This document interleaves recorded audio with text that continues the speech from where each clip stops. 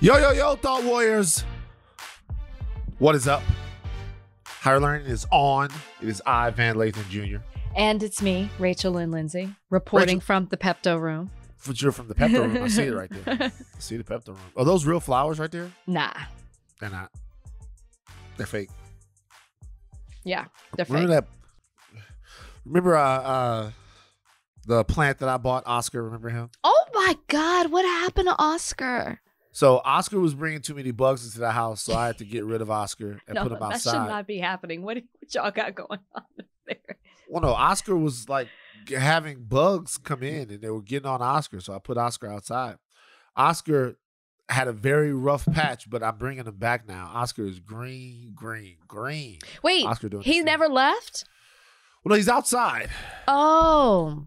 And so we can get some sun out there, but Oscar's like, at first, I'm not gonna lie, out of sight, out of Oscar mind. and then like it was like it's a living thing. So you gotta take care of it. I wouldn't let that happen to Bozeman. So I have to take care of Oscar. Not the same, not even close to the same thing. Okay. One has a soul.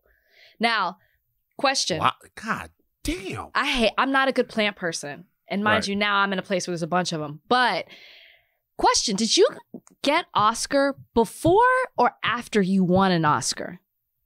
Oh, it was before. So we manifested this. We manifested it. Okay. I totally forgot about Oscar. That's why you gotta keep him alive. You know what I mean? Gotta keep Oscar alive. Okay, sure he's not Hope. Yeah, he's. You know what I mean? You know, like it's not. We're not keeping Hope alive here. Gotta keep Oscar alive.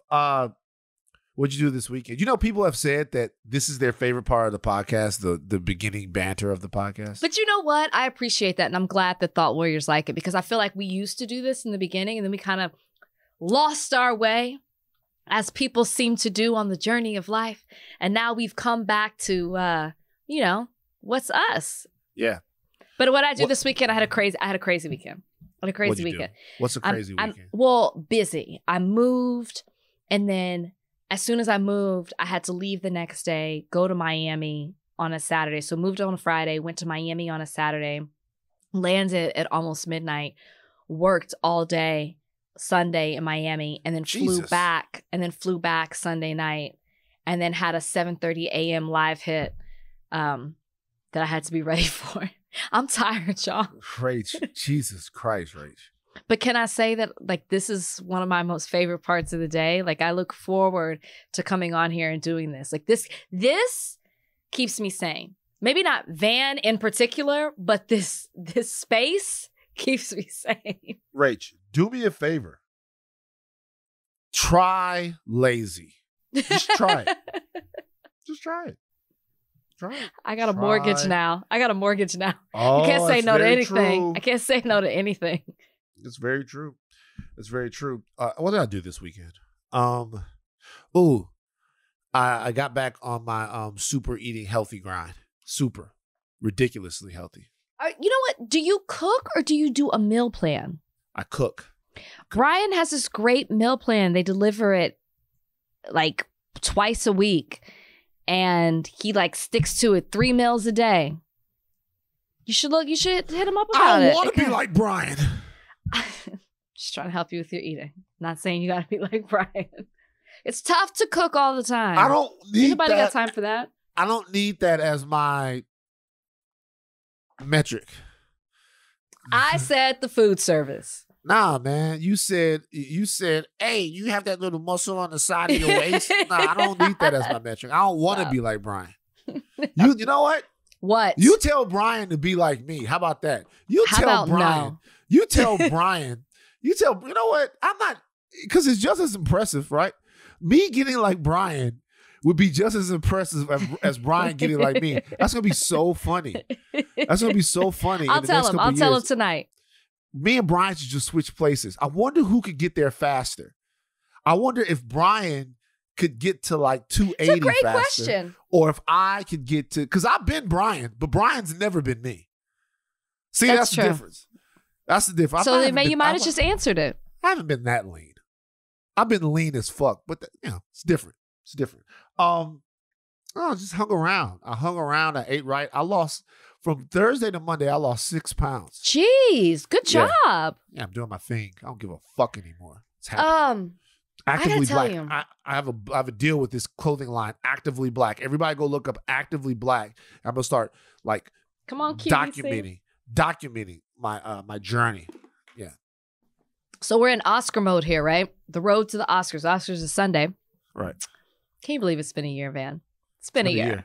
It's been a year. I mean, Oscars was later last year, but it's been a year. Wow. It's been a year. Wow. Y'all remember when he tried to be like, I don't really care if I win, you know? Yeah. And then capture him crying, holding the I cried.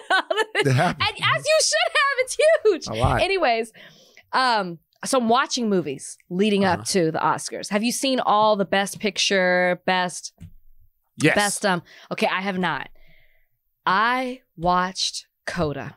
Jesus Christ. I can't even talk about it without getting emotional. Yeah, it's a lot. And if you guys have not seen Coda, please go see it. And I say emotion because it's just such a beautiful movie about family and love and sacrifice and growth and just hope. I just love it so much. I was on the plane and man, I started off with just the tears. And next thing I knew, like my body, because I was trying to like hold it in and I was like, Rachel. The flight attendant goes, "Are you okay?" What about the part where she's singing? Spoiler alert. And her No, that's the first time I cried. That's the first time. It was so fucking nuts. Spoiler alert. We're gonna talk about it. Spoiler alert. Yes. Talk about the scene. I'm not gonna ruin it because it's too. There were 3 times. It's like and then like and it's just so tough. Like Kalika will sometimes watch a sad movie and it'll like ruin her. Like the day is shot. Was this one? I gotta talk to her about Coda. Like the day is shot. And like I come in and like I come back from somewhere and she's watching Coda and she's into it. And I'm like, fuck it, this Saturday's nuked. She's gonna be sad. Whatever Coda triggers is like is sad. But then I have to watch it, of course, because you know Oscar time. It's a great movie. Great movie. Shout out to Marley Matlin, who's had a great. Oh gosh, there are 3. The moment you're talking about the concert, the moment where he's listening to her sing with his hands, touching her, because yes, and then when during her audition, stuff. That was me on the plane. Coda's so good. Oh gosh, y'all, please! It has to win Best Picture. It really does. It's just I watched that. I mean, and the Power of the Dog is right there too. Okay, we don't have it. Next time we can talk on Thursday. We can talk about or Friday. We can talk about what we think will win. We can do that because I don't have the list in front of me. Right, Power of the Dog is right there too. A lot of people are saying Power of the Dog. But yeah, can't wait for the acceptance speech. Good, yeah. She's right there. The Power of the Dog, Jane Campion is up there. She's like, I know what it's like to work really, really hard to win an Academy Award. Not like those guys from Moonlight. They basically won. That's Jane Campion. By the way, Jane Campion's cool. She just had a white woman moment. That's what you have to call it. That's exactly what it was. She had a white woman moment. White people have white moments. What's the biggest white moment you feel like? Have you ever had like a sorry? Come on. I wonder what kind of soup he's eating right now. I wonder what his favorite soup is. Shut up. He's somewhere right now. He can't afford. He's probably eating well. Yes. What's your moment? What's my? Oh, I know a moment. Well, I worked at TMZ, so there were so many moments. There were so many moments where people. Oh, but like the one moment I told you guys about this. The moment where Harvey put the poll on the website where he asked whether or not black people should be called African Americans or niggas. That was a real poll that went up on TMZ's website. I'm gonna tell you guys, listen. Once again, I'm gonna tell this story. We got Suge Knight out. So bad. They asked Suge Knight, African American and niggas. I don't know why. It was because of that guy, Ab Sandler's friend, had said it. And then he had said Suge Knight let him say it. He's like, to me, nigga is more of a thing than African American. Harvey then took it and put it on the site. Should black people be called African Americans or niggas? I remember I got a call. I'm like, yo, Niggas was like, what the fuck, man? What's going on up there? I was off work. I didn't even see it. Oh, so they did it on your day off? Well, it's not like they did it on my day off. It's not like they were, but like I was off. You know what I mean? And I wasn't in the newsroom at that time. So by the time I saw it was on the site and I came back in, I'm like, yeah, guys, obviously this is a fucking no-no. What the fuck? Crazy. That's definitely your moment. Did they take it down after? No. Like, it lived on the site. It might still be up. So what they would do What was the percentage? I gotta go. What was the percentage, man? Oh my God. It might still be up. They might. No, it's not. No, it's not. It can't. It might still be. Well, I don't know if it's like. Hold on, let me see. African. It just can't. TMZ African American on niggas. Hold on for a second. TMZ African Americans or niggas. Hold on, let's see what comes up. It just can't. Poll TMZ. Should black people be called niggas or African Americans? News1.com. TMZ Suge Knight inspired poll. This is December 17th, 2013. This is I'm literally there for like a year and a half. TMZ asked if black people should be called the N-word African American. Think about how wild this is. What the fuck? See the poll results below. You like let me so the video they put it on private. The post has about 370 comments, and most of them are as racist and ignorant as one would expect. So you can't see it anymore because I guess it's not on the site anymore, but it lives on because it got covered. It got covered. TMZ. Damn. Nuts. Oh, here it is. No, wait. What's the poll? Oh no, they took the poll out. They took the poll out, but it's still probably there. Because of what was winning. Suge Knight is offended when people call him African American because he's not African. On the other hand, he doesn't have a problem with the word nigga. Suge says it's offensive to label all black people African American. Blah blah blah. Who gives a fuck? At first, his theory sounds a little shoppy, but maybe he has a point.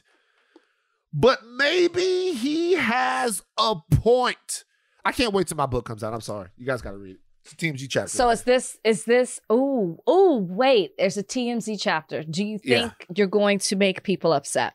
No. Because I was very democratic. Did legal have to check with TMZ? They had to. They had to check. Legal had to check with The Bachelor. You didn't have to talk to an attorney about certain things in your book? I did. Maybe we'll be sued, but they'll have to sue Hachette, not me. Maybe we'll be sued. But like this is it's just, but even that though, think about this. And this is Uncle Tom's stepping fetching man, Lathan. Even that though, I took that up as they white. They just need somebody. Would something like that happen? Here's the thing. Something like that would happen. And I would think this is the more reason that I should stick around.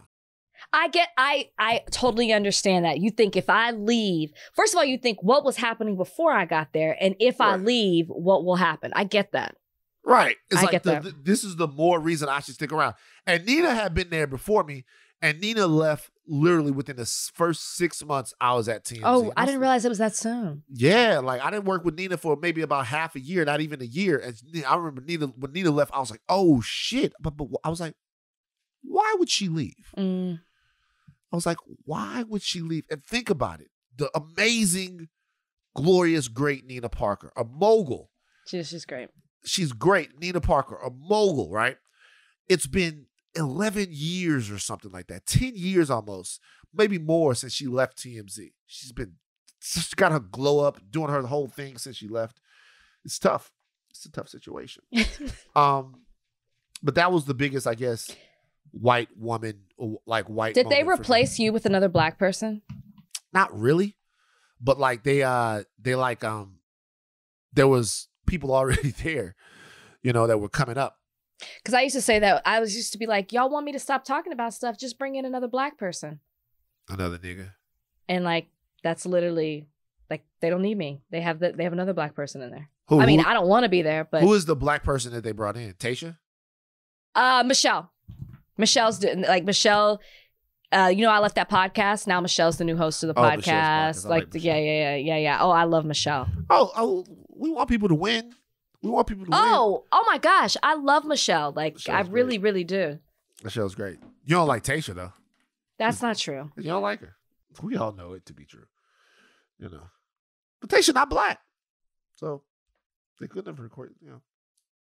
She's Did she tell you that? That's what was implied. Very controversial interview. I could have gone a lot harder. That actually was a very controversial interview, and people were upset with some of the questions we asked, which I thought we were extremely nice. Extremely nice. This is what I'll say before we move on to another incredibly controversial topic. I want people to understand about that interview. Let's do it. We know what we should do. We should have a segment. I haven't suggested a new segment in a long time. I already know what you're gonna say. What segment do you think we should do?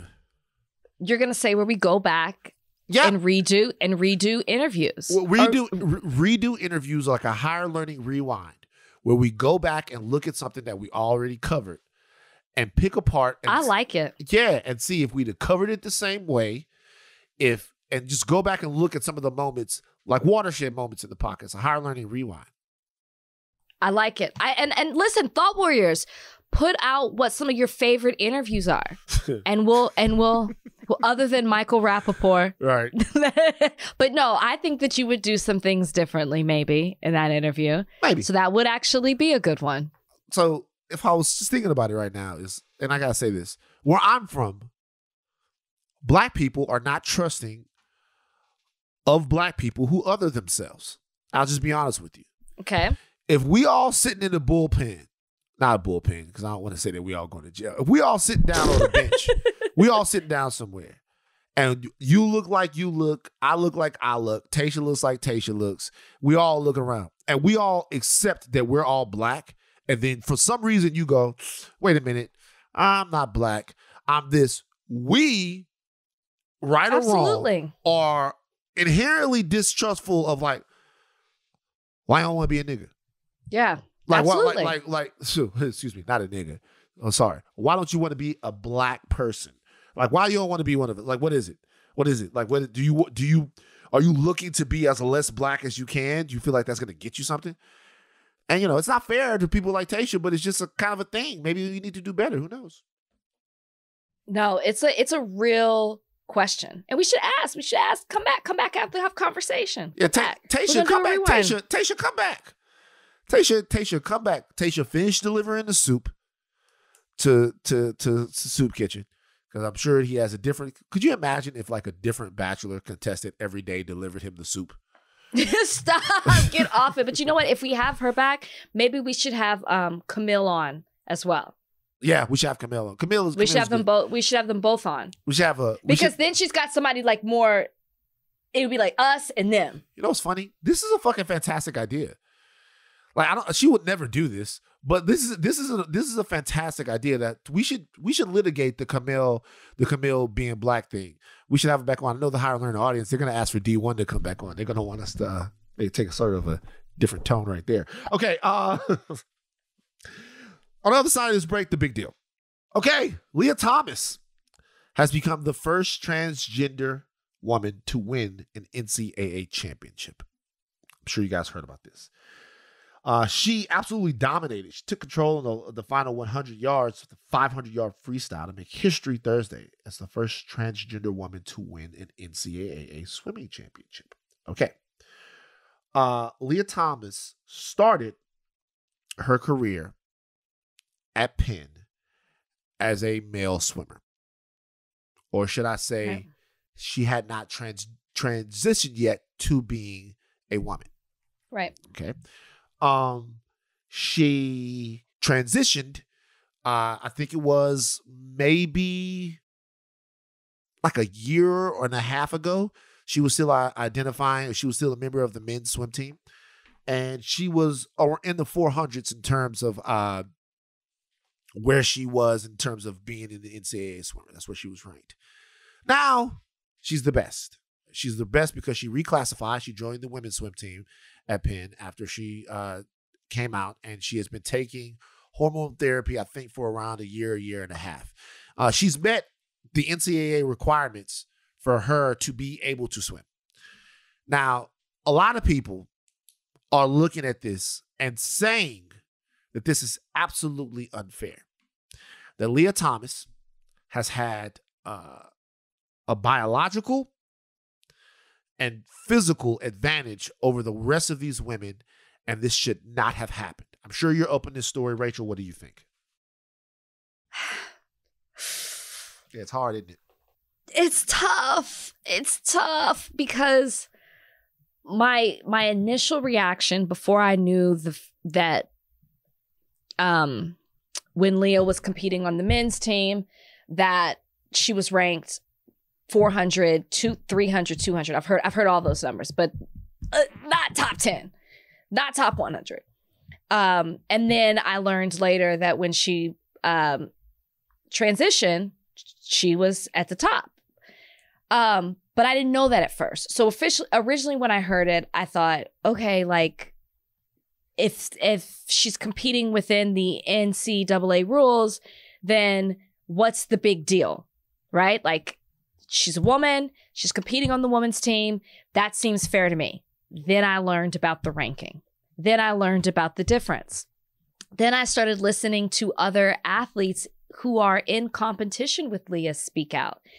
Then I heard from other female athletes, even outside of the sport. And so I'm in this place, and the reason I hesitate is because I am not a part of the community, the LGBTQ plus community, and I'm not a collegiate athlete, never was one. So I'm not directly impacted by it. So it's hard to have an opinion when I don't feel like I can really speak on it. But I have to say, if I'm just looking at it, it doesn't seem fair. And it's not that it doesn't seem fair because of what her ranking was when she was on the men's team versus now. It doesn't seem fair because there doesn't seem to be a rule that can apply to make it fair for everyone who's competing in this sport. That's more so. I don't see the NCAA coming up with a rule that makes everyone who's competing feel comfortable. And that's where what I struggle with. You can't have a blanket rule, and you can't observe people on a case-by-case basis. That doesn't seem fair either. Treating each person like they're an experiment, and I gotta monitor you, and you gotta be testing all the time and doing this. That doesn't seem fair either to the trans man or trans woman. So I'm not going to say as far as saying that, like they should not be able to compete in sports. I would never say that. But when it comes to this case specifically, it doesn't seem like the rules match what's happening with Lia Thomas. And it's specifically when you pull out things like the other athletes who were knocked out and did not make the team, did not make the finals, did not make the big cut because Lia did. It does seem as if there is a certain unfair advantage, and it just doesn't seem like the science is caught up with the rules. So the last thing you said is probably to me, it's not fair, and I say that as compassionately as I can say it. I think the way that it will become fair is that if we continue to have conversations about what is fair. And I think that is where we need to be right now. Lia doesn't have anything to be ashamed of. No. She adhered to the rules the way the rules are. Exactly. She doesn't have anything to be ashamed of. It would be gut-wrenching if you were one of the other ladies who feels like she got an unfair advantage. So let's listen to some people on this. Okay, Michael Phelps, he knows a little bit something about swimming. He was on CNN not too long ago, and he spoke out on the topic. I mean, look, I'll say, I can talk from a standpoint of doping. I don't think I've competed in a clean field in my entire career. So, I think this leads back to the organizing committees again, because it has to be a level playing field. I think that's something that we all need, because that's what sports are. And for me, I don't know where this is going to go. I don't know what's going to happen. I believe that we all should feel comfortable with who we are in our own skin. But I think sports should all be played at an even playing field. I don't know what that looks like in the future. But it's hard. Okay. So interesting that's Michael Phelps. Yale transgender swimmer Isaac Hennig, who actually beat Lia Thomas in January, recently spoke about the controversy and offered the other side of the argument. Check it out. Things that I always come back to is an athlete like Michael Phelps, who we can all point to and say, yeah, he has twice the lung capacity of any one of his competitors, but no one was upset or, calling it unfair. If you're going to point to those things, then your conclusion has to be, well, yeah, they were built to do sport, or they were built to swim. It's not about puberty, because anyone can go through any sort of hormonal change and still not be a great athlete, because there is just so much more to great athletes than hormones. All right. Martina Navratilova, who obviously, Martina Navratilova. I could say her name in the past. Martina Navratilova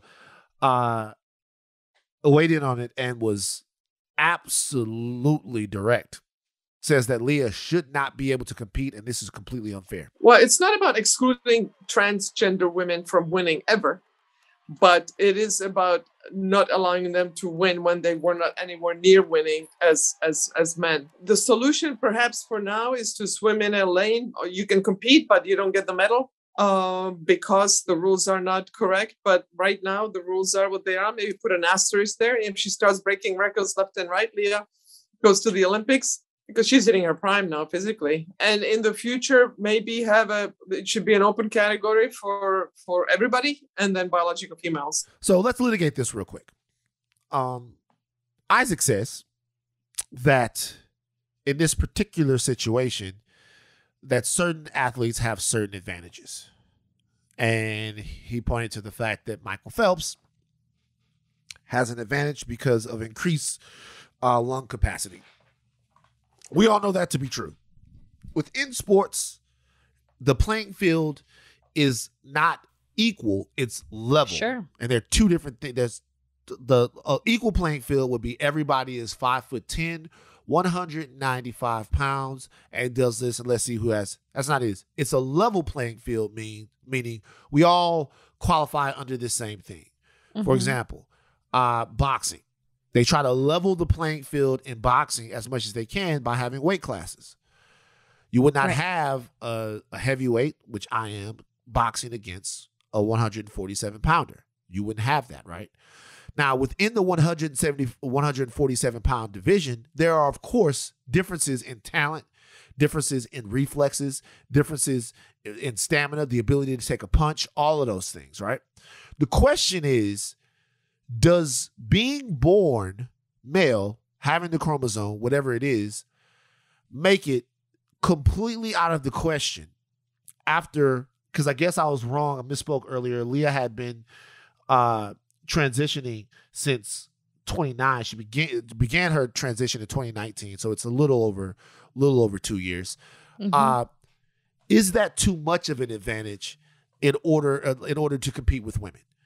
Is what too much? Does being born biologically male, is that too big of an advantage to be able to compete against other women? I'm going to be honest with you here. Okay. In my opinion, this is not fair. Mm-hmm. I don't really feel like it's hyper controversial that it isn't fair. I think it brings up a lot of questions. It brings up the questions that we have in terms of the differences between men and women's sports in and of themselves. You know what I mean? Mm-hmm. If you compare men and women's sports across the board, in most sports, you'll see the men performing in a different way because physiologically, men are different than women. Men are different than women physiologically. The question is, in order to make sure we have a place where trans kids, trans adults, trans Americans can compete and not feel like they can express themselves in the world of sports, how level of a playing field can we make it? Can we make it a level enough playing field where it can actually be fair? Because if it's not, then I want to make sure that everyone understands what we're talking about. We're talking about then the potential of having women's sports dominated, perhaps, dominated by trans athletes. And there are a lot of people who say, hey, it's women dominating women. Fine by me. It is women dominating women. Trans women are women. Right. But how do we get to a point to where without pitchforks and without fire that we can have a conversation about this that actually dissects the actual issue? That it's not like, hey, you know it's not fair, fuck off. And hey, well, hey, yeah. like I'm a woman, let me compete with everyone, even though I have a clear physiological advantage over them that I wouldn't have had otherwise. So we all got to grow up and put our big boy and girl pants on this one. We really do. And we have to be unafraid to have the conversation. Well, and I think that the most damning evidence in the Lia Thomas case is what she placed when she was competing on the men's team versus what she placed competing against the women's team. Now, if you just look at that, okay, like you can't deny it. Now, if you want to take Isaac's point of view, that's right? It's Isaac's. And which we should point out is a trans man, but is still competing on the women's team because she has not gone through the transition. She stopped. Right. We should acknowledge that. If you take what she's saying in regards to Michael Phelps, then it's like, okay, Michael Phelps has twice the lung capacity as, you know, a regular swimmer. Is that what it is? Is that what it is? He's got twice? He's got bigger lungs. Yeah. Bigger lungs. Okay. Then break that down in Lia Thomas's case. You know, does Lia have bigger lungs? And then it's like, okay, well, she's got this type of, you know, physiological advantage. It's not because she's transitioned to a woman, from a man to a woman. I literally think you have to break it down like that. Because if you can't point to something else, then logically, when you break it down, what else are you going to point to? When you look at the numbers of what happened when she was on the men's team versus when she was on the women's team. And that's why I say that's the most damning evidence, I think, when it comes to this as to why it appears unfair. Because we've seen what happened in one instance and we've seen what happens in another. And you can't deny that. But then it also seems very unfair to start, you know, subjecting trans men and women to these case-by-case tests and them constantly having to test every 6 months or 3 months or a year or whatever it may be, or putting them in a separate lane from everyone else. And now you're not acknowledging, you know, who they are. It is very complicated, but I think that you can't just say, well, they're a woman or they're a man. It can't be that simple when you look at a case like Lia Thomas. It just can't. This is my fear. So you get people on this, and we seem to have drawn a clear moral line in the sand between two groups of people in this country. Mm-hmm. On one side, there are people who are willing to fight for equality, fight for inclusion, fight for an ever-expanding definition of what it means to be an American. Mm-hmm. These people are on one side of this line.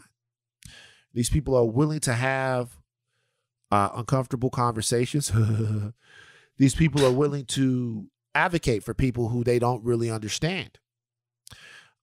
These people are willing to go forward with love and try to, brick by brick, build an America, all right, that everyone can see themselves in. On the other side of this line, there's another group of people. That other group of people seems to be a group of people who believe in the American status quo to a degree, where they want to tell you everything you can and cannot do while you're in this country. They want to tell you what you can do with your body. They want to tell you who you are. They want to tell you where you can go. And I think we know very clearly who those people are. Mm-hmm. Those people take instances like this. Yeah. Where the layperson looks at this and says, that's obviously not fair. And they weaponize this issue. Right. They weaponize it and they make it a very, very easy sort of political sacrificial lamb to show everyone just how crazy we all are. Mm-hmm. Right? We have to be braver than they are insane. And it's very, very tough. We have to be braver than they are crazy. And it's hard because in certain situations, in dealing with things that are this complicated, it's not always going to end up the way that we thought it did.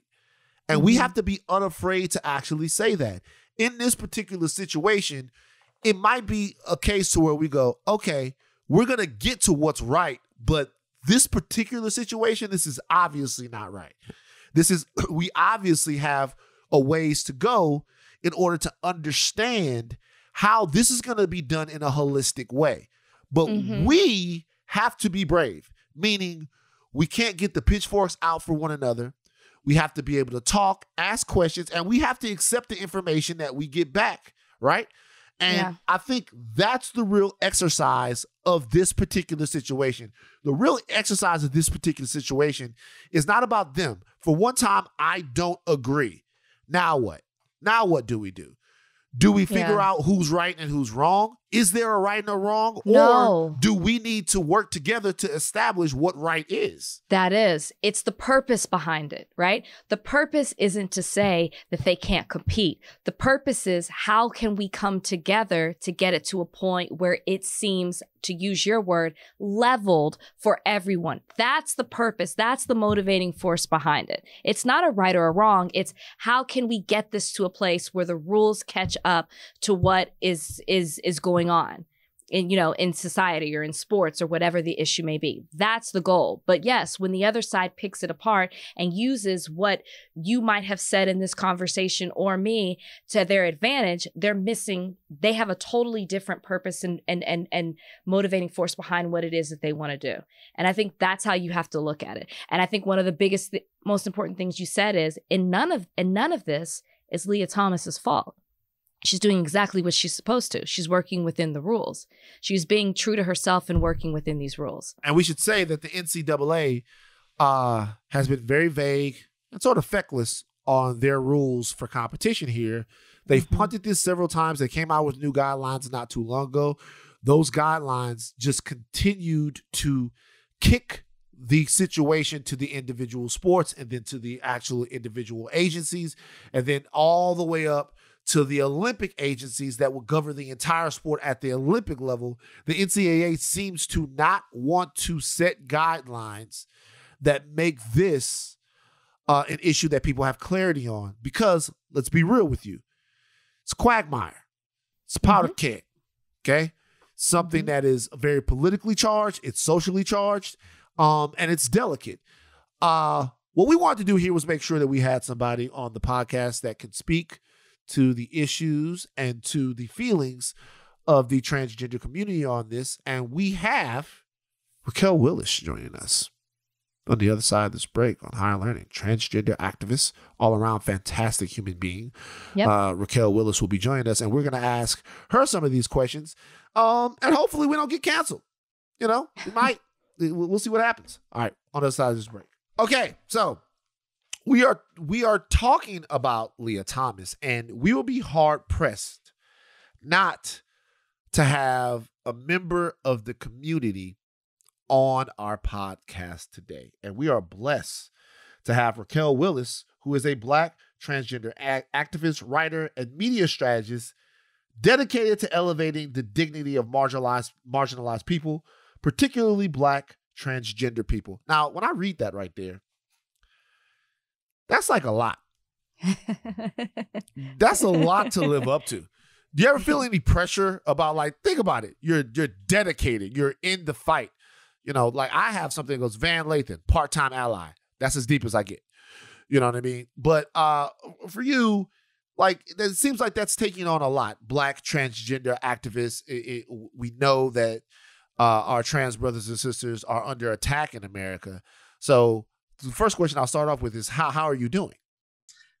I am doing okay. It's Women's History Month. We're a week or so out from Trans Day of Visibility. So it's a good time. It's a hectic time. There are a lot of conversations like these that I'm having and a lot of things that I'm working on. But I feel great. I think one of the things people always assume when I come into the room bringing my full self as a Black trans woman, oh, your life is just tragic. You know, they don't even consider us as anything but a hypothetical. And it's like, no, I'm okay. I just like had a late lunch. That might have been a struggle today.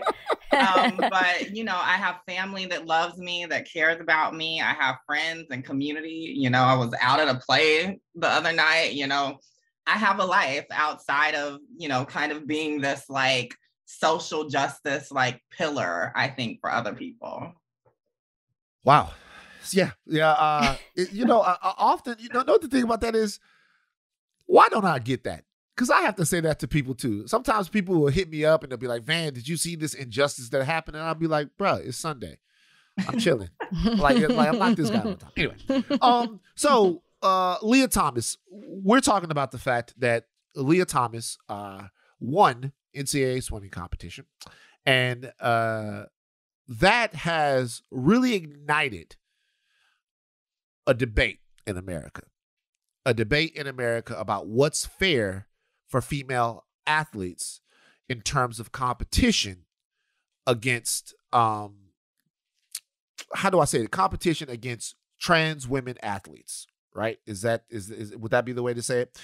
Now, the reason why I'm being so particularly delicate here is because I, like a lot of people, look at the Lia Thomas situation, and at first, when I see it, I go, well, that doesn't seem fair. But the purpose of having the discussion on the podcast is really in this situation to get to what I and so many other people might be missing when we have these discussions. That's why I'm glad that you're here today. Tell me, what am I missing? For anyone who thinks that it doesn't seem fair, what am I missing? I mean, I think we're missing a lot. So I would even back up. I actually think the trans sports conversation is one that people lead with, particularly people who know that they don't like trans people. They lead with that one with the general public because they know that it's so convoluted. They know that there are so many different ways that we inhabit our bodies, whether you are trans or not trans, which we call cisgender. So I think backing up and understanding at the heart of a lot of these conversations around fairness and equality for trans people is, are trans people really who we say we are? And so when we talk about trans women, if you can't even respect trans women as women in the workplace, or as women in your family, or as women in your community, then yeah, it's going to be a jump to understand that trans women should be able to compete with other women in sports. So it's like, I'm so happy you're here to have this conversation and to break it down, because sometimes, and I'm sure a lot of what we call our listeners thought warriors might feel this way as well, is, you know, it's such a, as you said, convoluted topic where I feel like, can I even speak about it? You know, I'm not a part of the community. I'm not an athlete in that sense. I mean, you know, let me tell you, back in the day, you know, Big Rage got around on the track and the basketball, shop fan on the track. But I was not a collegiate athlete. And so I feel like, do I even have the right to speak up? So even before I get into that, what would you say to someone like me who comes to you and says, like, can I even speak to what's going on? Like, can I have an opinion? Sometimes I feel uncomfortable about that. Yeah, I mean, I think it's like any other conversation that you might be having about a community that either you're not a part of or that is on the margins. I mean, it's like white people saying, like, should we be discussing like the racism that, like, this is just on my mind because I just saw King Richard, but that Serena and Venus experienced in sports, right? I don't know that I would be comfortable with the average white person having a conversation with a white person on a podcast. Hell no. Without, you know, the input of someone who's actually a part of the community and who knows what's going on. So I understand people's fears. And I think particularly for other Black folks, it's like, well, you also have to understand that that is the same excuse that like white people use to not engage with race, right? To not engage with the differences that we may experience. So I think, you know, that fear is real. It's valid. And also, I think having these conversations are so key. But, you know, I'm not a neuroscientist, so I'm not about to hop on a podcast and have a conversation about neuroscience without having some conversations behind the scenes first to see where things are, to understand things, and to also Google and do my research, right, first. And I think that that's where we have a lot of these problems, is that a lot of times the people who talk about trans issues in the news or in politics don't actually know trans people, haven't actually read anything that trans writers, journalists, authors like myself have written, right, have not consumed authentic media from us. And so they're just kind of out there pontificating with no like lifeboat to fall back on, you know? Mm-hmm. Right. Yeah. So let me tell you what my fear is. And I mentioned this earlier when we were breaking down the topic on the podcast. My fear is that this is the bullshit burden that marginalized people have to deal with sometimes. My fear is that this issue, it's such a binary issue to so many people that it normalizes this talk of the assholes, right? I think what we all want in America is an America that's equitable, an America that is that where we have equality, where everyone can live who they are, be who they are, and that they're accepted and celebrated for that. Not just accepted, but celebrated for being who they are. When people see an athlete who was in the 400s as a male swimmer transition into a lady swimmer and then win the NCAA championship, they right away go, that's not fair. They say a year of hormone therapy or whatever it is can't undo the scientific advantage that you might have through puberty. And that to me, then it comes back, it others sometimes our brothers and sisters in the trans community, because then it starts to look like, hey, these are people, Americans, who only care about their agenda and don't really care about the fairness of institutions that have been around for a long time. And it sometimes fuels it. And if we don't talk about it, then we can't get into the nuance of how we go about this and how we go about this inclusion and bring everybody in. The reason why I say that is like, for someone that says it's not fair, for someone that says that shouldn't happen, for some of the female athletes like Martina Navratilova, Diana Nyad, that say that's not fair, that should not be happening, are they right or wrong? Again, I think that is a convoluted question. I think everyone's bodies are different, right? So let's be clear. Prior to my medical transition and hormone replacement therapy, I wasn't a good athlete then, and I'm not a good athlete now.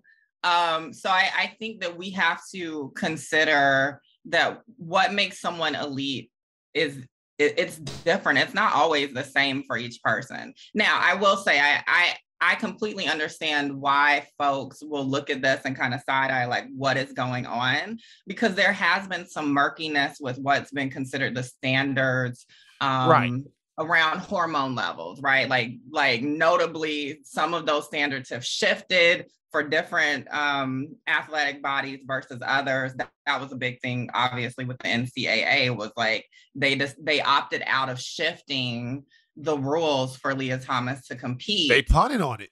Right, because they were already in the middle of a season, and that would have been unfair, right? So I think obviously on either side, they would have gotten a backlash. I think what we have to consider is this is a particular case. Lia Thomas is a particular person, and I'm not a scientist. I'm not going to profess to be a scientist and know, the ins and outs of what their barometers or things are. But I will say with hormone replacement therapy, a lot of the general public discounts the kind of changes that happen physically and medically for a trans person, because I just started CrossFit like a year ago. And I will tell you, even though I'm also older than I was, obviously, at the start of my medical transition, I am not as strong as I once was. I cannot carry as much as I used to be able to carry. But I will say, I'm not saying that that's the experience for every trans person. That is just my personal experience. Mm-hmm. So, in hearing your response to what Van's question was, it does seem like you're saying things are kind of on a case by case, or that this is a particular case, but we are seeing this being addressed even not just on the in the NCAA, but also in, if people are starting to have these conversations in high school and junior high when it comes to sports. And so I'm wondering, and I don't even know if you have this answer, but what should be done? Because it doesn't seem like applying a blanket rule is going to work if everything is done on a case-by-case basis, or if each case is different. Would it be offensive if there were certain categories? And I think Martina was the one who said, there should be a category for biological females and then an open category for everyone else. Like, would that be offensive? And I don't know if that sounds ignorant to ask that, but I think that's something that people might be wondering. Yeah, well, I'll just offer, the terminology biological female is one that we consider to be outdated now, right? Okay. Because we know it takes a lot of different factors to be considered female. Mm-hmm. Are we saying hormonal levels? Are we saying chromosomal levels, right? And there was actually a high profile case a few years ago with a South African runner named Caster who was, cisgender woman, assigned female at birth, and had been competing. And they said that her hormonal levels, particularly around testosterone, were too high, right? And so what does that mean for them? And I want to note, and I'm coming back around to your question, I promise, but I want to note also that I think we also have to look at the ways that even Black women who are not trans have been treated within the sports world, right? A lot of this conversation that's about fear, about them dominating the sports. I mean, some of those headlines are ripped right out of what, for instance, Serena and Venus went through, 20 or so years ago, right? This idea that, they were so unnaturally superhuman, whatever, they were dominating against these little white women. And I also think that we have to be very clear that there's a reason why overwhelmingly the women who are the most transphobic against trans women athletes tend to be privileged white women. Because for me, as a Black trans woman, I'm looking at the spectrum of hate, and the hate against trans women and trans people, and just that kind of particular misogyny and phobia that trans people face is completely connected to white supremacy, because there's a certain amount of entitlement there. And so anyone that comes in and that kind of, mixes up the conversation a little bit more is seen as a threat. And I think that is a lot of where some of this fear is coming from. Going back to the youth, that answer, again, I think it depends on who you talk to. I had a conversation with some young trans athletes 2 weeks ago. They're amazing. I have this town hall that's coming out with them. But, there were some who were saying, I, as a trans woman, really want to be able to play with other girls, right? Or I, as a trans boy, want to really be able to play with other boys. But they felt so ostracized in some of those instances that they really didn't have any other choice. And then there was another young trans person that was like, I had to find sports that were more gender neutral so that I could feel comfortable and still be able to do whatever I was passionate about. So I think the answer varies, and I hate that I can't give you a definitive one, because I do think that it varies across the board. Let's say you don't think it's fair, because I look at the Lia Thomas case and I just intellectually it just doesn't seem fair.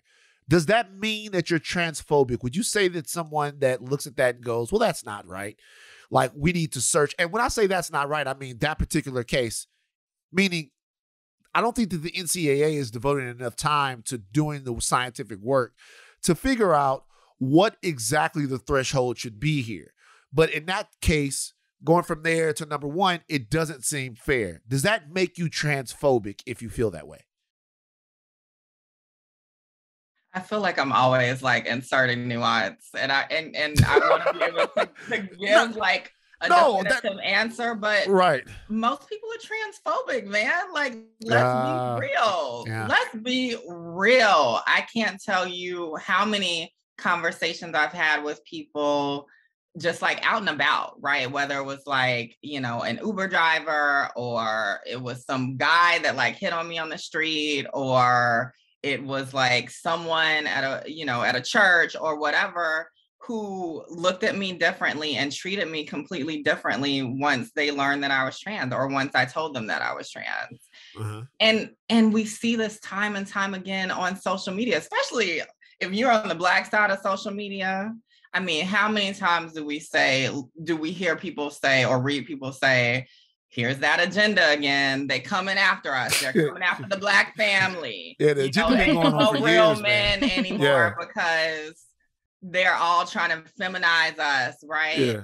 And I think a lot of those ignorant ideas feed into why someone would be so quick to say, well, obviously Lia Thomas is some kind of op because I already don't like trans people, right? I mean, I think that there's a lot of unlearning, which I love, Rachel. You talk about this so much, the unlearning that we have to do around the things that's been indoctrinated in us that we didn't even know was a problem. Mm-hmm. I mean, I grew up in the 90s, right? I mean, I grew up, you know, in Georgia in a very Catholic family. You know, there was nothing telling me really until I got to college that, oh, people can have different gender experiences. Oh, people can be attracted to different types of people. I didn't get any of that education, right? Like I learned who I was, unfortunately, from being called a sissy first, right? Or being told I was just like a girl.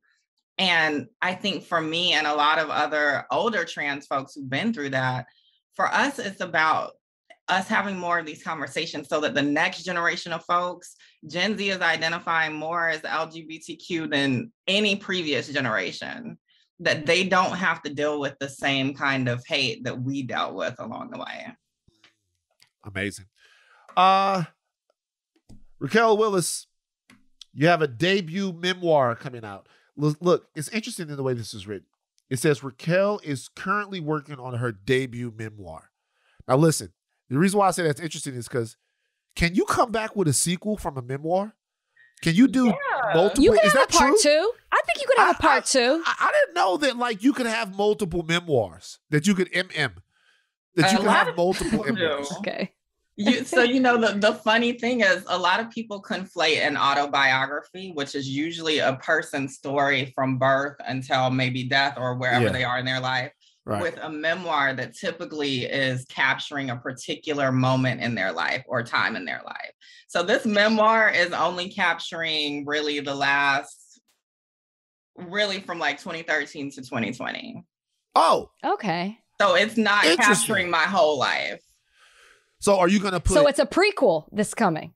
She could do a prequel. Kind of. I imagine there being another memoir that's like my coming of identity. I initially started the project wanting to tell kind of a more typical coming of identity story. Like I've transitioned and da-da-da-da-da. And I still think that there's a place for that.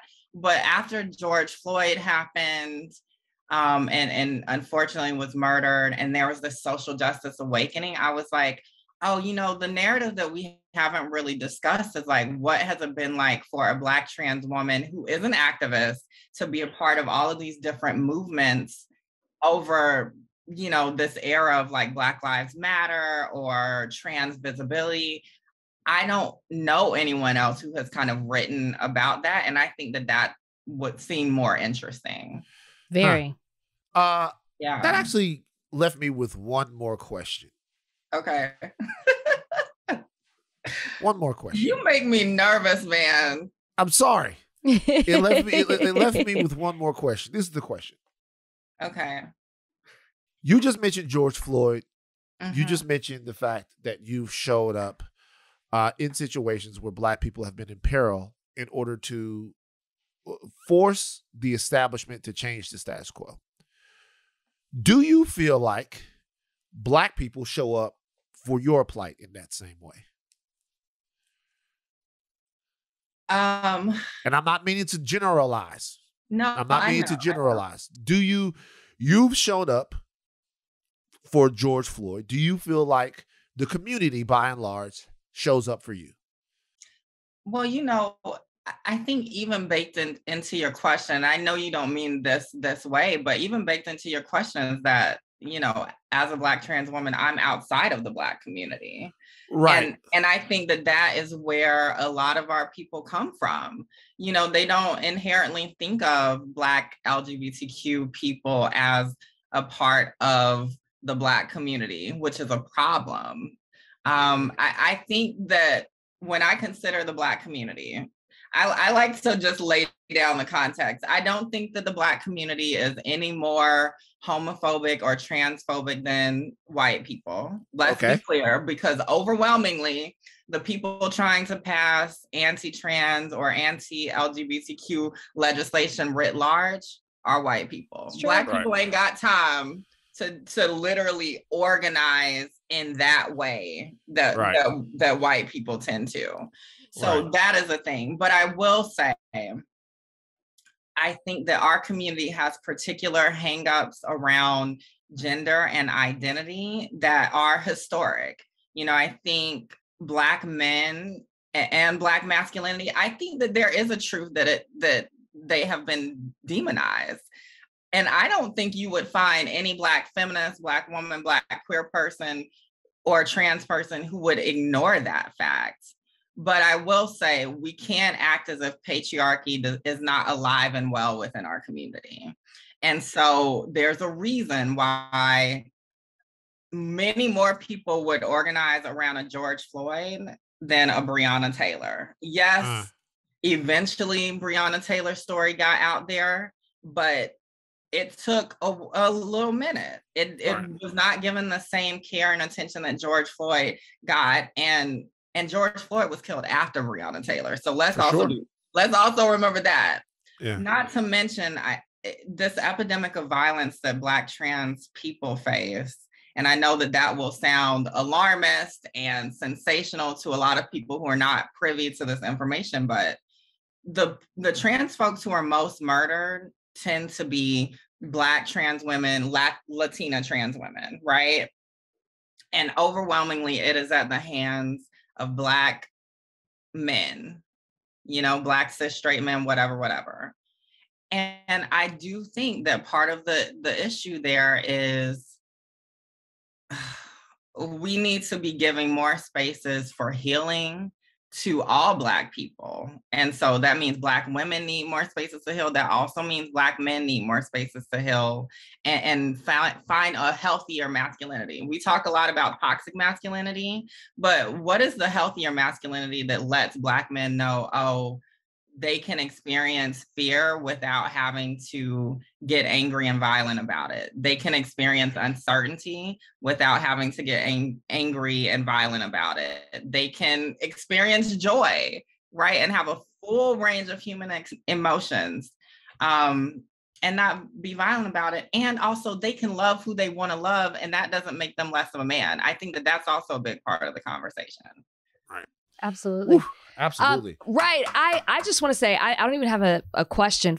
Just thank you for being here. But then also, we're starting to have this conversation. We've been saying for a long time that we were going to have these conversations on our podcast. And I'm so glad that we're starting to do that. But for people who, need to, not just want to, but need to learn more, need to be talking about, and I just want to say, I love that you don't separate the Black trans community from Black people. You said, you talk about it as a whole. And I think that that's what we need to start doing as well. So where can people find some resources, some website, find what you're doing out there so we can keep this conversation going?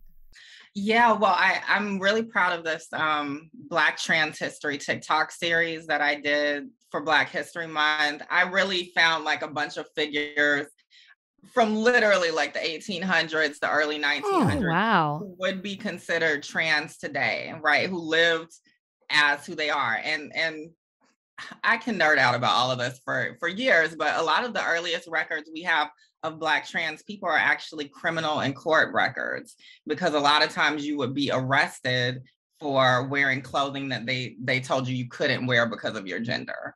And I think a lot of us don't know that in terms of the history of the criminalization of Black people. So I would say look up the Black Trans History TikTok. Some amazing books. There's one called Black on Both Sides by a scholar called C. Riley Snorton.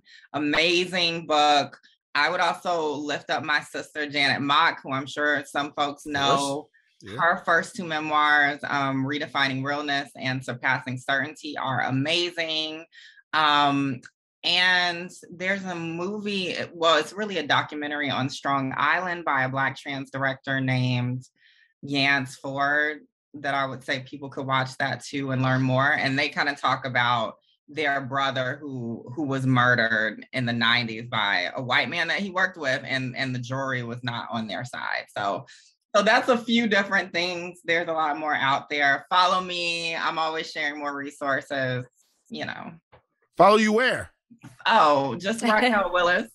RaquelWillis.com, Raquel Willis on IG, Twitter. I try to have it synced up. So, all right. Thank you so much for joining us today. Thank you. We really appreciate it. All right, you guys, we're going to be right back on the other side of this break. Raquel was great. Fantastic. And you know what I like is that she was like, I don't have all the answers. Yeah. I'm sure people come to her all the time and are like, tell me what to do, or, like, how can we fix this problem? And I think the biggest takeaway from what she said is like, we got to talk about it. We have to have these conversations. Yeah, it's true. I don't do that with white people. I know you don't. When white people come up and they ask me how to solve this problem, I always have an answer. The answer is sometimes the answer is like not my real answer. Like, man, how do we solve like racism? You know how we solve it? Stop being a bitch. How about that? That's what you do. Man, there is some truth into that. Man, I want to know how we can help out. How can I be a good ally? By getting your head out of your fucking ass. That's the kind of allies I want. Y'all, just ask me. Just ask me. Rachel, big stuff happening right now in DC. Mm-hmm. Ketanji Brown Jackson. It's day one of her confirmation hearing. She is in all probability going to be the first Black lady judge in the history of the Supreme Court. And I think everybody knows what a big, huge thing that is to me. All right, they've been coming at her. I want to throw something out here. I saw this. See what you think about this, because you're a legal eagle. You're a legal eagle. Ha-ha! All right, right now,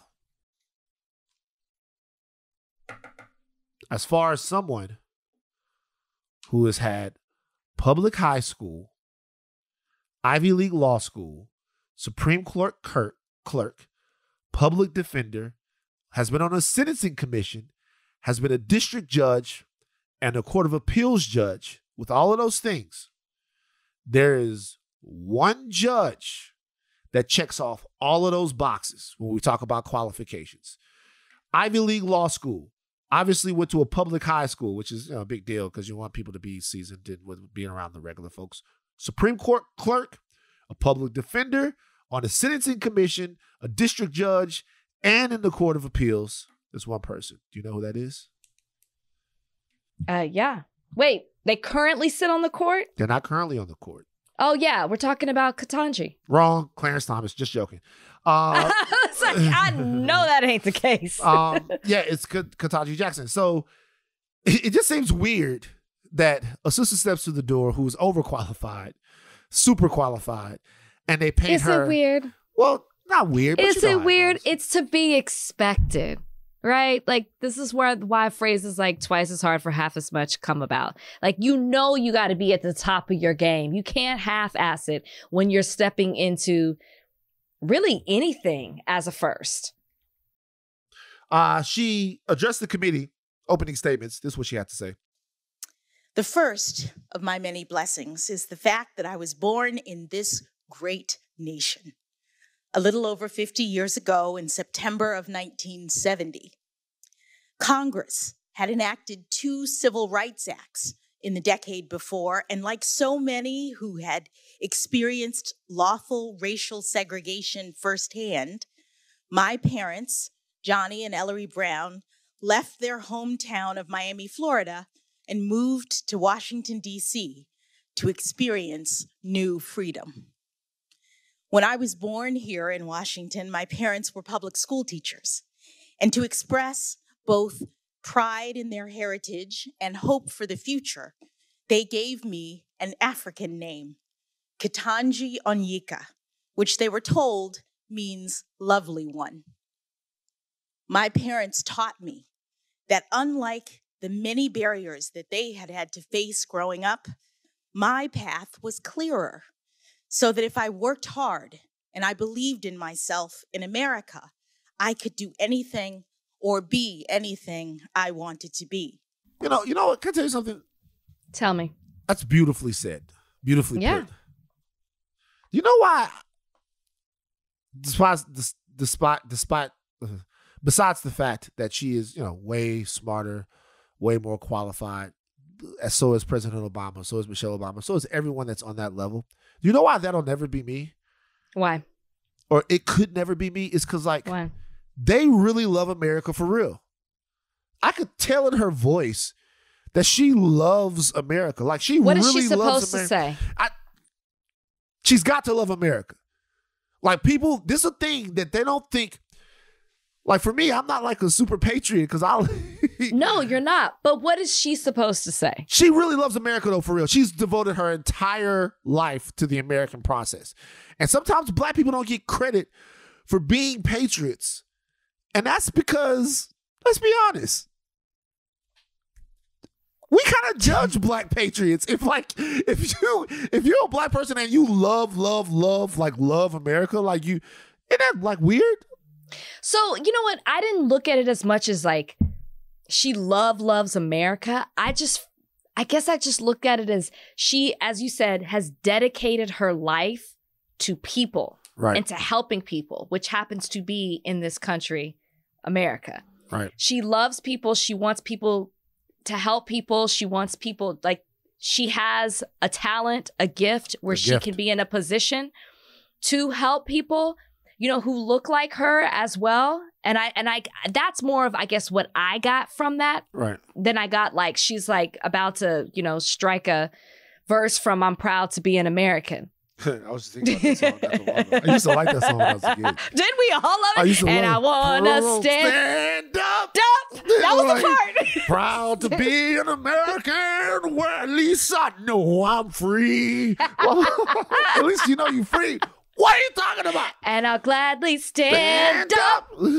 God bless the USA. I used to get so. I used to get so. Used to cry. Fucking, used to cry. Yeah, I used to get so into that song. Why the fuck? You know what I'm saying? At least I know I'm free. All my uncles in jail.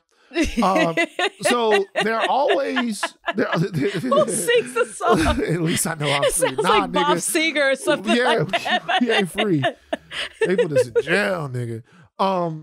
So Lee Greenwood. Good old Lee. Wait, have you seen Lee? Let me see Lee. Have you seen Lee? Let me see Lee Greenwood. I bet Lee Greenwood got so many N-words. Just type in Proud to Be an American, because I want you to see Lee the Greenwood, same. Oh, that is not who I would have thought. Exactly. That is not who I would have thought that was. He was a member of the National Council of the Arts. He's a Republican, of course. Of course. Wow, it was released in 1984. I don't know why I thought that song was older than that. They don't have any. I want to know what Lee Greenwood's controversies are. Let me see.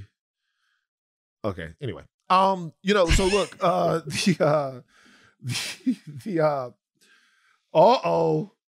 wait a minute. Did you find something? No, the day before the inauguration of Donald Trump, Lee Greenwood performed at the Make America Great Welcome celebration. There you go. Lee Greenwood. I knew it, nigga.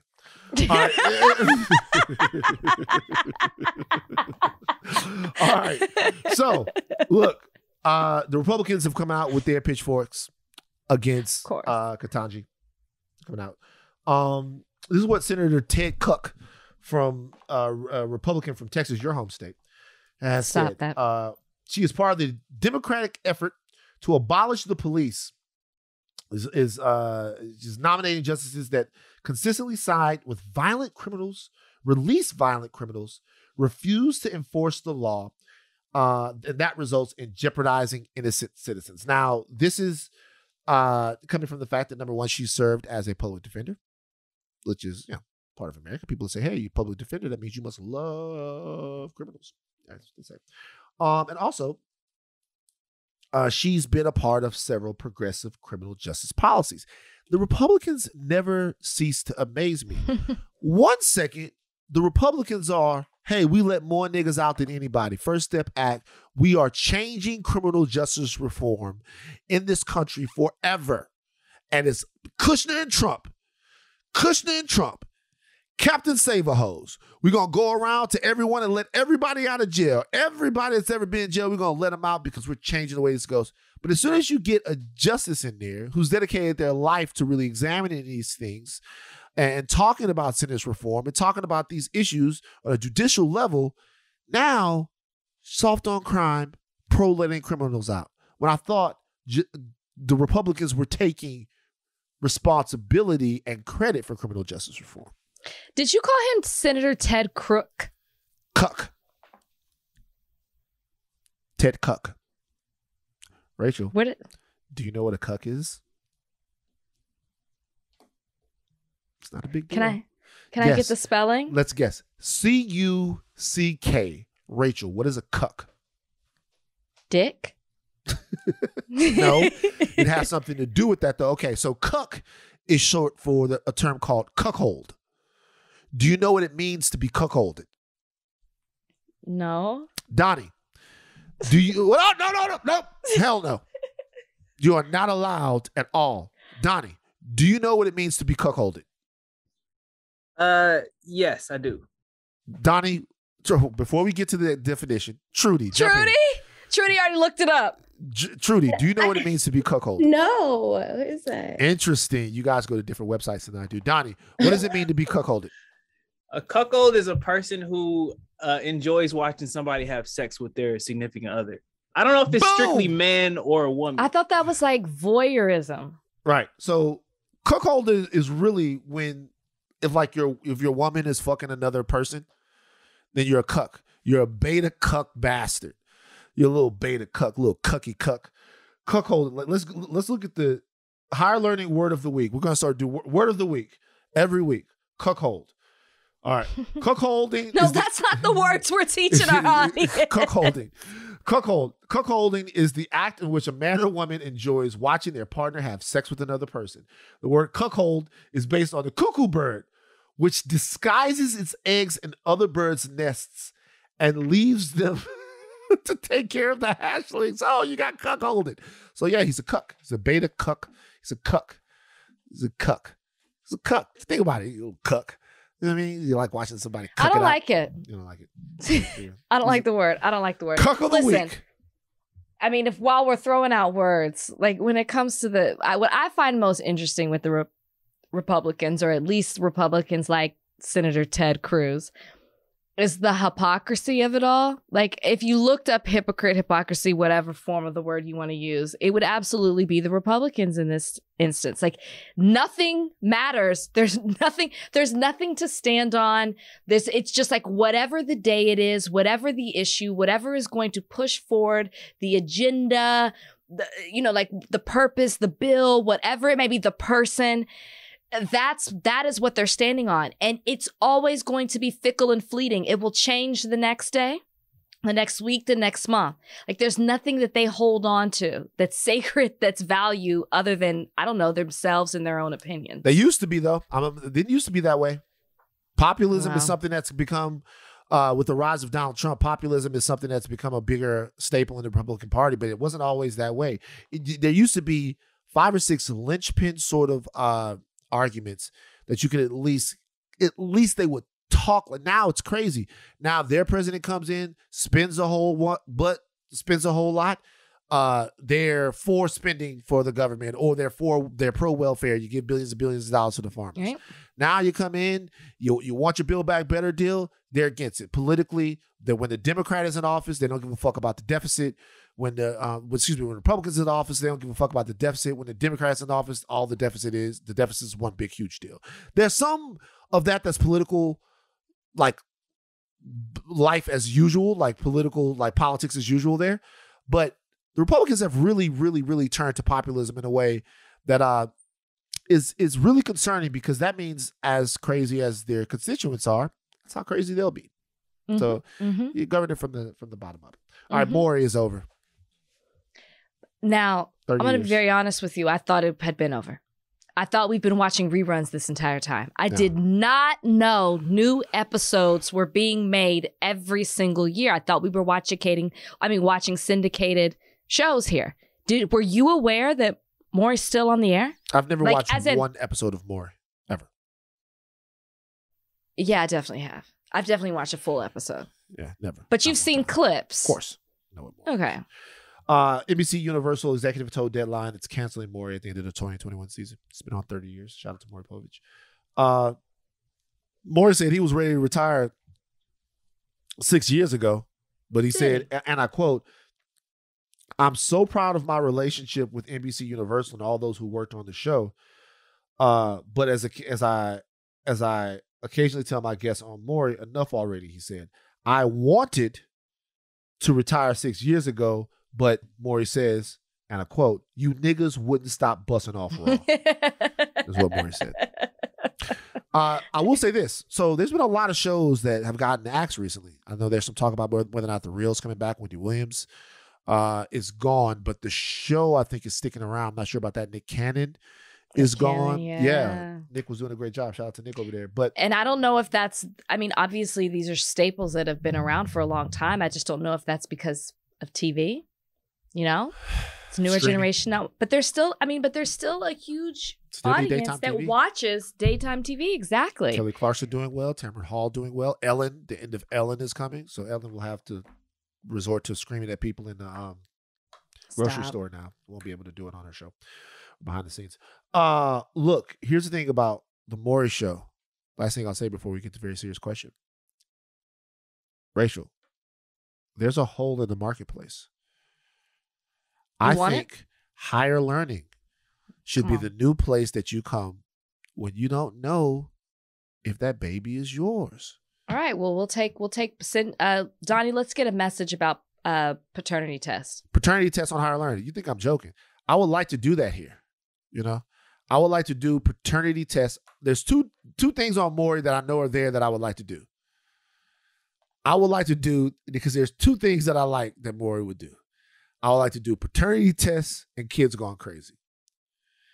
I personally think... Doesn't Dr. Phil kind of do Kids Gone Crazy? Is that Dr. Phil with Kids Gone Crazy? Well, no, that's like where Catch Me Outside came out, like where you can't control your kids. Oh, that was Dr. Phil. Yeah. See, because I was just thinking that, because I've seen Kids Gone Crazy. They come out, everybody's like, boo! And she's like, fuck you, bitch. Yeah. So what? You want to fight? You want to catch? Fuck you. Fuck you. Fuck you. You want to fight me? I'll fight you. We'll fight you. Fuck. I don't give a fuck. That's exactly I don't give a fuck. Fuck you. And then there's a fucking drill sergeant that comes out there, and the drill sergeant runs out there. You stand up.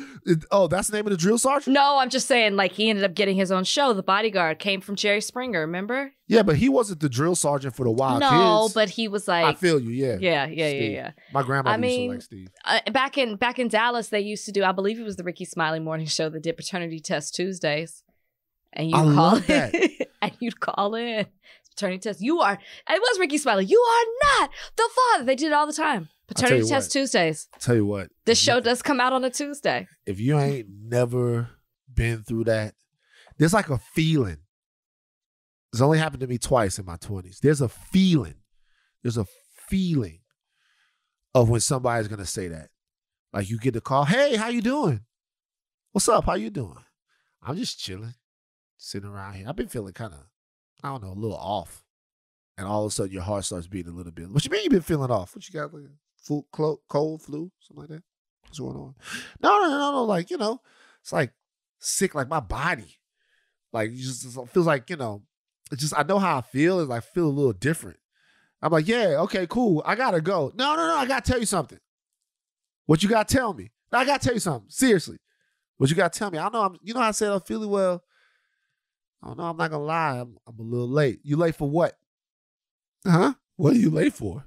What do you mean you late? You mean you late for class? What you mean? Say it. Say you late. What you late for? You missed the bus? And then boy, the next fucking X amount of time. I remember that drive. One time I drove to her house, picked her up. The drive to Walmart, you can hear a fucking pin drop. I'm like, is this how I'm going out? All right. Very serious question. Very serious question. Very serious question of the week. All right. If you had to be the last person in a sea of other people on earth, would you rather be the last of your race or the last of your gender? Would you rather be such a good question? Would you rather be the only black person on earth, or would you rather be the only woman on earth? I'd rather be the only woman. It's gonna be tough. I need to be. I don't want to be the only black. It's gonna be tough. I don't want to be the only black. It's gonna be no. Originally, I was like, oh no, I don't want to be all these men and just me. But I don't want to be the only black person. But that's you saying you would rather. It's essentially you saying you would rather have men as allies than have women as allies. That's not true. That's not true. That's how you saw it. That's not what I saw. Think about it. No Ellen Pompeo. You know what I mean? It's like, what's your answer? Huh? What's your answer? It's different for me. I'd rather be the only man.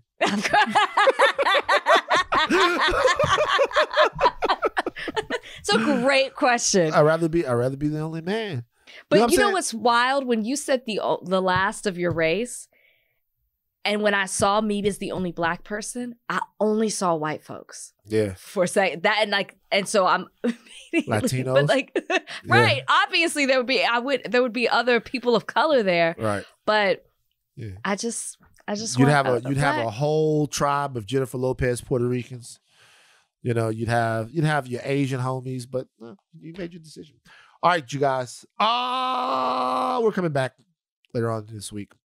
I promise to have an unexpected ally of the week this week. I promise. Okay. All right, that's enough. Taking caps off, but do not stop learning. I am Van Lathan Jr. I'm Rachel Lindsay. We out. Bye, guys.